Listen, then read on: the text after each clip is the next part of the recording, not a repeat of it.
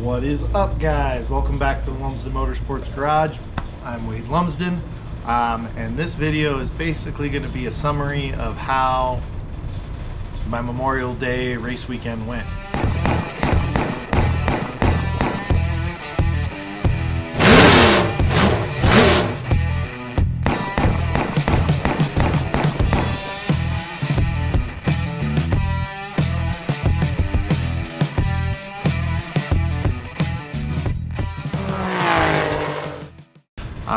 I'm a little okay. I'm a lot angry. I had a lot of really good footage I was going to share with you guys. I had some other driver interviews and a whole bunch of stuff, and it's all gone. All of it. So I'll just kind of story time. I'll just walk you through it. So Friday, left here to head to the races. My truck, the problem is not fixed on my pickup truck, so my truck died 23 times on my way to the racetrack, so it took me 2.5 hours to make my hour-long trip to get to the track. So I ended up showing up later than I wanted to. When I got there, there was some volunteer stuff that I needed / wanted to do, and so that kind of that put me way behind. There was some technical difficulties with the sound system and all that happy stuff, and it just is what it is. So I didn't have the opportunity to do tires like I wanted to when I got to the track. So by the time I got to my heat race, of course we ran first. Modifieds ran first, so I didn't have very good tires on my car for the heat race. I started second row inside, so I started third, and I ended up having a little bit of a push and whatnot, but finished fourth in my heat. The main event came around, and I was supposed to start in the same spot, second row inside, third spot, and ended up moving up to the pole because the two drivers on the front row decided they wanted to race to the front from the back, and so they split and let everybody else come forward, and they sent themselves to the back, which was kind of cool. Worked out great for me. You know, they dropped the green flag. We started racing, and my poor car, I could not get it to rev over 6,200 RPM. I felt like I was driving a crate motor or something. I don't know. It was terrible, but at 6,200 RPM, it started to crap out on itself, which really sucked because the car was handling great. It felt really awesome. I think I'm really happy with that spring change that I did. Also, my little change for the spring that I added on the brake adjuster, that worked out really well. Kept it out of my leg the entire time. I was still able to adjust the brakes as needed, so that worked out really well. I do not like the smaller steering wheel though. Gave my legs a lot of room, but which I liked, but I didn't like the way it felt. Maybe that's just because it was the first race I've had it, but I didn't like the way it felt. I'll give it a couple more tries and see if I like it after a little while, but yeah, was not a huge fan on the steering wheel. But oh yeah, between the heat and the main event, I was able to put new tires on the back, so went out with a fresh set of tires, and that helped out a lot. But we started racing. Guy on the outside of me, he took off. The two guys that split and went back, one of them came up pretty quick and got by me and chased down the leader, and I think he probably would have won that race, but he ended up losing a fan belt. And I was able to maintain a good amount of speed kind of on the top side, even though my car was running like poo, and I finished second. So Second place finish for night number 1. That was awesome. Night number 2, or rather day number 2, we knew that a lot of the IMCA guys, there was a lot of them that had prior engagements to go drink beer on a boat.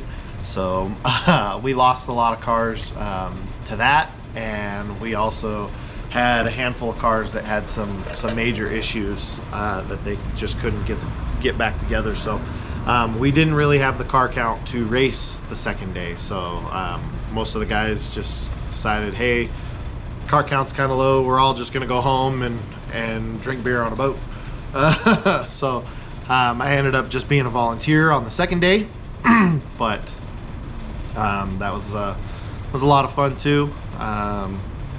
And then, so that was pretty much it for the race weekend. But after all that, I ended up coming home and working on the Tuff truck, and I'm really upset because I had a really awesome time lapse of everything that we've been doing on the Tuff truck. Had my buddy Kyle come over and help me. Shout out to Kyle. Thank you so much for all your help. And we started bending pipe and all that stuff, and let me show you what we've done on the Tuff truck.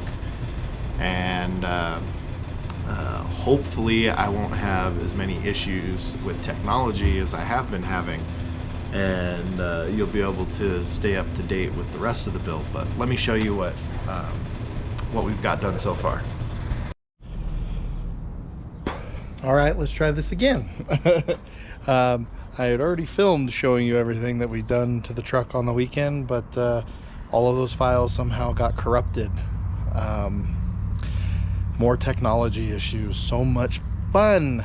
All right, so I was going to show you what we did on the truck. We got some 5/16 4x4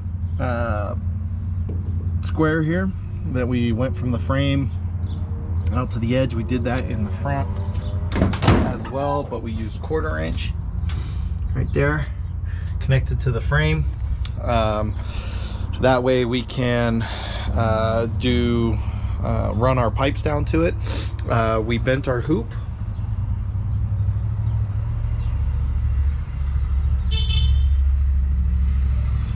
and got it in place, and we don't have anything welded. We just have it set in here, and this bar that's holding it across is just holding it for width. It'll probably end up getting mounted up here and be something that we mount my seat belts and stuff to. But yeah, funny story on bending the hoop. I messed up. I'm more than willing to tell you guys that I messed up. So let me show you what I did. That was the first hoop attempt, and on this first hoop attempt, you will notice, if I stand it up here a little bit, you will notice, see that right there, see that mark right there, and then the bend is on this side. That was supposed to be the start of the bend and then go around. Well, then look what I did on this side. See, there's the bend and there's the mark. I put the bend on the wrong side, so the hoop was way too narrow. So I messed up, which means that I also had to go get some new pipe because we ran out of pipe for all the things that we were going to do. And I went ahead, I actually got 3 sticks of pipe this time instead of just 1 stick to replace that. In case I mess something up, because I still got to bend the halo that's going to go up and around, right? And of course, that's about 4 inches too narrow to use as a halo. So yeah, it'll get chopped up and used for some other stuff like braces and things like that, but yeah.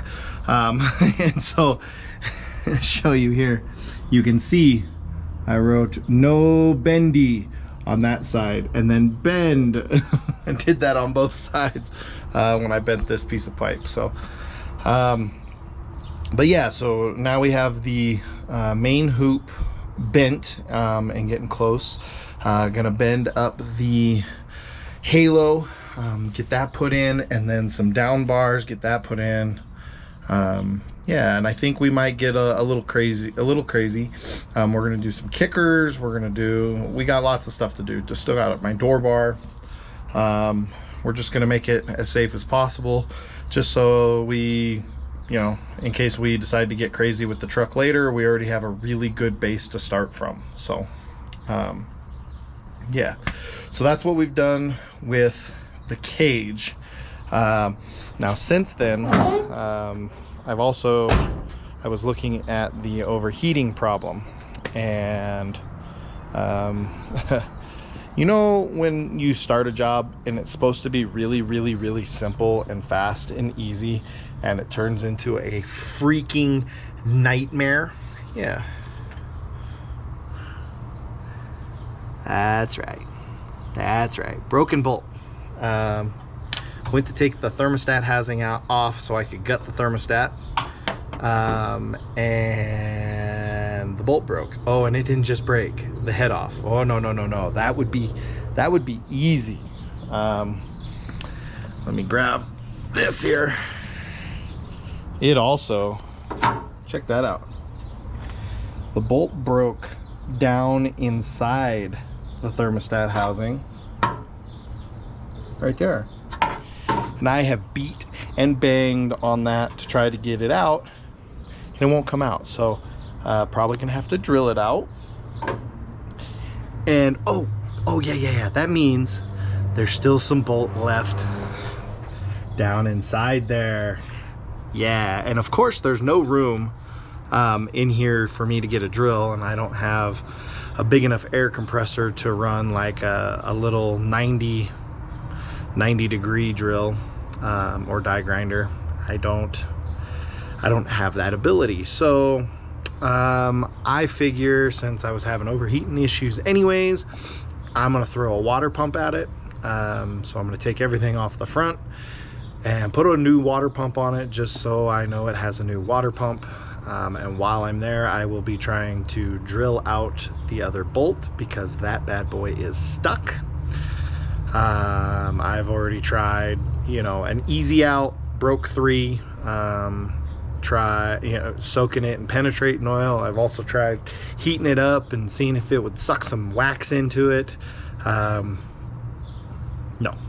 the answer is no. So nothing good. But yeah, we'll get a water pump put on it, get that drilled out. Hopefully I can helicoil it for a nice little fix and go from there. So that is the update.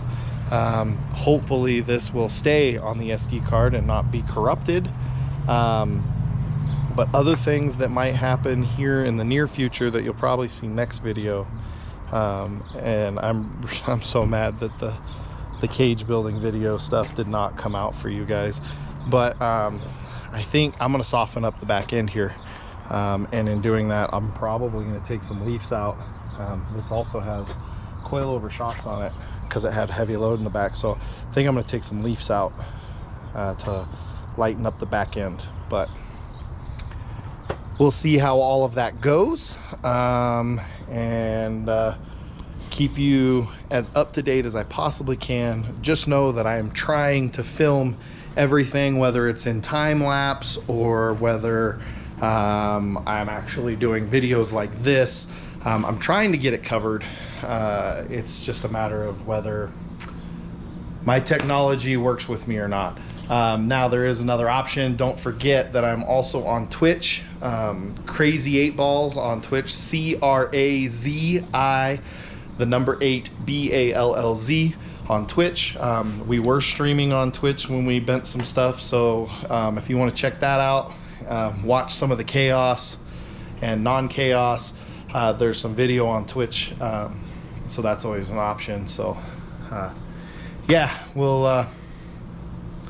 I'll just keep doing what I can do and share with you as much as I possibly can, and as much as my equipment will let me. So all right, thanks guys. All right, thanks for watching guys. Don't forget to like and subscribe down below, and of course if you have any questions, comments, concerns, anything like that, comment down below, and we'll definitely see you in the next video, and we're gonna keep going hot and heavy on these projects. So we'll see you then.